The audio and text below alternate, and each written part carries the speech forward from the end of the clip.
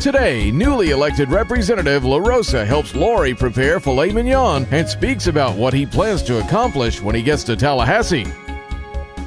Thanks for joining us again. Today we are here with Representative Mike Rosa, a newly elected state representative from Polk and Osceola counties. While we were on break, I went ahead and added a half a cup of beef broth and a half a cup of red wine to our shallots with the butter. And then I'm going to stick in, I don't know, 4 or 5 sprigs of rosemary and the rest of this wine. And we're just going to let this cook down. And we're really going to let it cook down. That's going to be our red wine reduction. So you just want to get that boiling, and you want to boil it and boil it and boil it. And don't worry about the little pieces, because we're going to strain that out before we put it on the steak.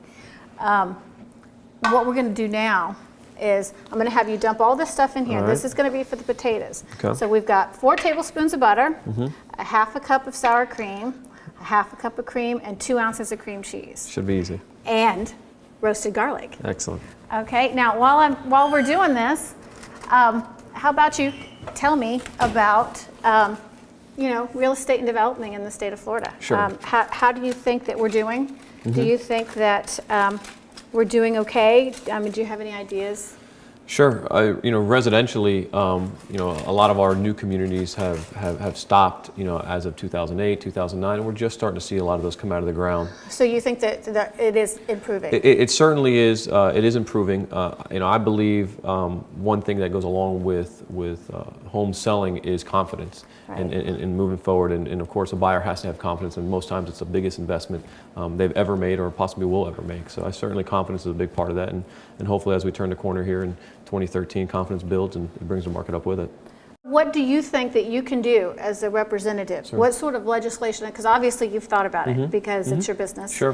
What sort of things do you think that you could do to kind of help businesses like yours around the state? Sure. When it comes specifically to businesses like mine or small businesses in general, I'd like to see the barriers to entry lower. Okay, now what is that? The cost of different fees to become licensed. Okay. Or in some cases, some of the insurances that they may have to carry. Well, it's like any new business. There's lots of upfront costs that nobody thinks about that add to the cost of developing, that add to the cost of your home. Sure. I guess that's something that I didn't think about. I don't know if y'all thought about that, but.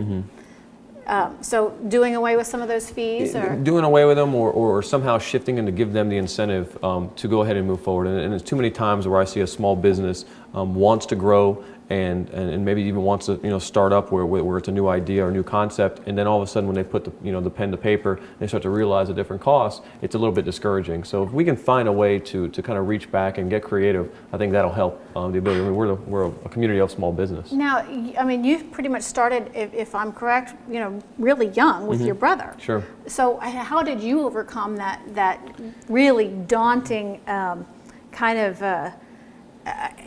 hurdle, Sure. I guess is what you would call it, because it really is a hurdle when you're a new business and you're starting and you think, oh my God, I got to put all this money out and I don't even know if I'm going to make any. Sure. Well, we started in real estate by my brother and I just selling real estate out of the back of his truck and driving around and I'm doing what, how most real estate agents start.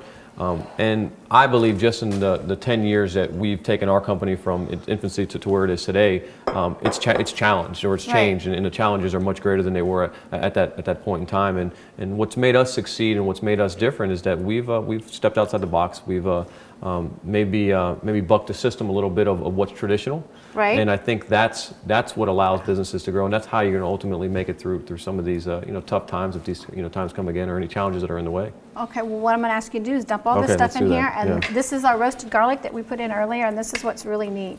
Now, you got to make sure that if you eat this, that everybody that night eats it, because it's a lot of garlic.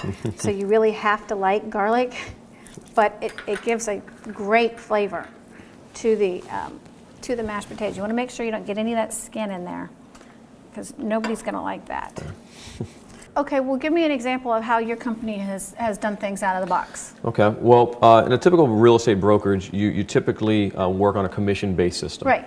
We went away from commission-based. We went to more of a flat fee system. It allowed agents to come in, choose a level of what they're going to be charged per transaction, and then allowed them to choose the different services they wanted. So rather than come in and get stuck paying 50% or 60% of their commission to our company. They came in as a flat fee, and if they wanted advertising, they paid for advertising. If they Right. wanted leads to grow their business, they paid for those leads. Right. Well, that's a really good approach.